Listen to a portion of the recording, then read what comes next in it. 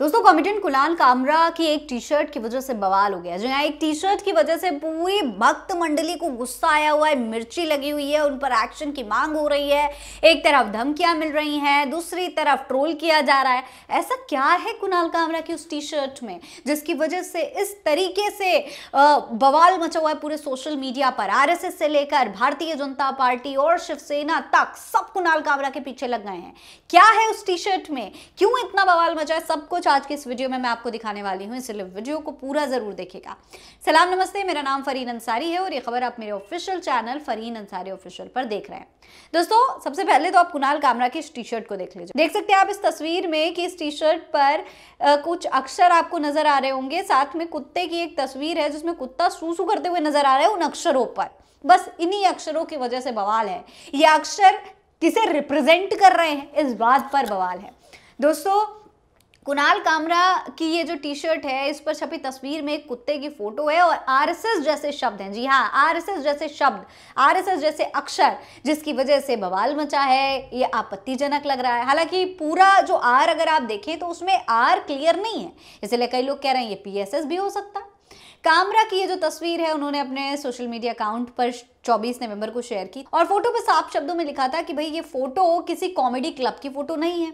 Social media पर ये post काफी वायरल हो रहा है, जिसके बाद भारतीय जनता पार्टी और शिवसेना के नेता जो हैं वो बहुत गुस्से में हैं। उन्होंने इस पर कड़ी आपत्ति जताई है।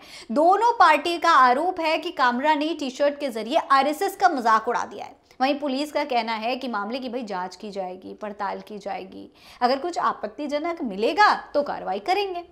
इस पूरे मामले पर बीजेपी के वरिष्ठ नेता चंद्रशेखर बावनकुले तो ये भी कह रहे हैं कि पुलिस ऑनलाइन आपत्तिजनक सामग्री पोस्ट करने वालों पर तुरंत कार्रवाई करे, सख्त कार्रवाई करे। इससे पहले शिवसेना शिंदे गुट के मंत्री संजय सिरसाट ने भी कहा कि आरएसएस को इस पर सख्त जवाब देना चाहिए। कामरा पहले भी इसी तरीके से प्रधानमंत्री नरेंद्र मोदी और महाराष्ट्र के उप मुख्यमंत्री एकनाथ शिंदे पर कई बार तीखी टिप्पणियां कर चुके हैं। दोस्तों देखिए, इससे पहले ये जो पूरा मामला है ये शुरू हुआ था मार्च 2025 से। दरअसल कुणाल कामरा ने एक पैरोडी सॉन्ग गाया था और उस पैरोडी सॉन्ग के जो अक्षर थे वो सीधे सीधे शिंदे पर जो है टिप्पणियां कर रहे थे। उन्होंने दिल तो पागल है गाना गाया था और इसमें उन्होंने शिंदे को गद्दार कह दिया था। गाने के जरिए शिवसेना और एनसीपी का जो विभाजन हुआ उस पर भी मजाकिया तंज में उन्होंने कमेंट कर दिया। दोस्तों, कामरा का जब वो वीडियो सामने आया उसके बाद काफी विरोध हुआ, काफी बवाल हुआ। कई सारे जो शिवसेना शिंदे गुट के समर्थक थे वो मुंबई में खार इलाके में हैबिटेट कॉमेडी क्लब में पहुंच गए थे और वहां पर तोड़फोड़ करने लगे थे। मतलब जिस क्लब में प्रोग्राम कर रहे हैं कुणाल कामरा, वहां जाके तोड़फोड़ कर रहे हैं। सोचिए, वो एक किराए का क्लब था जहां पर उनका प्रोग्राम था, वो आए थे, वहां पर शो करके चले गए थे, लेकिन वहां पर तोड़फोड़ करने पहुंच गए थे। साथ ही कामरा पर मुंबई के कई थानों में केस भी दर्ज हो गया था। उस वक्त उनको कई धमकियां भी मिली थी। लेकिन देखा जाए तो कुणाल कामरा दोस्तों एक कॉमेडियन है और कॉमेडियन का ये काम है कि वो टिप्पणियां करे, कटाक्ष करे, चाहे राजनेताओं पर करे, चाहे जो देश के तमाम मुद्दे हैं उन पर करे, चाहे आम जिंदगी जनता से जो जुड़े मुद्दे हैं उन पर करे। ये एक कॉमेडियन का काम होता है कि तमाम गहरे गंभीर मुद्दों को मजाकिया अंदाज के साथ जनता के सामने पेश करना।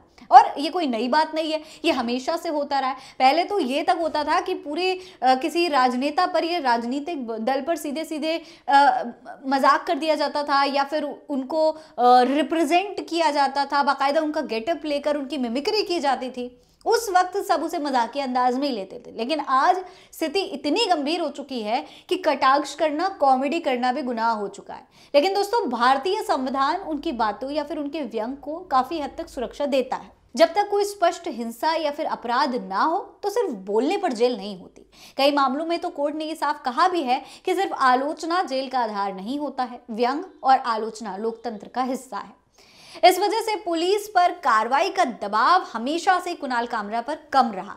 इतनी बार उन पर केस दर्ज हुए लेकिन कभी कार्रवाई नहीं हुई। अब आगे इस पूरे मामले पर लगातार उन पर एक्शन लेने की मांग हो रही। कई लोग तो ये भी कह रहे हैं कि भाई अगर कुणाल कामरा मुसलमान होते तो अब तक उन पर केस हो गया होता, अब तक वो जेल पहुंच गए होते, लेकिन क्योंकि वो जो उनकी हिंदू आइडेंटिटी है इसलिए बचे हुए हैं। खैर, इस पूरे मामले पर आगे क्या होगा ये देखना बेहद दिलचस्प है। भारतीय जनता पार्टी या आरएसएस कोई बड़ा एक्शन लेने वाली है, क्या करने वाली है, ये भी देखना होगा।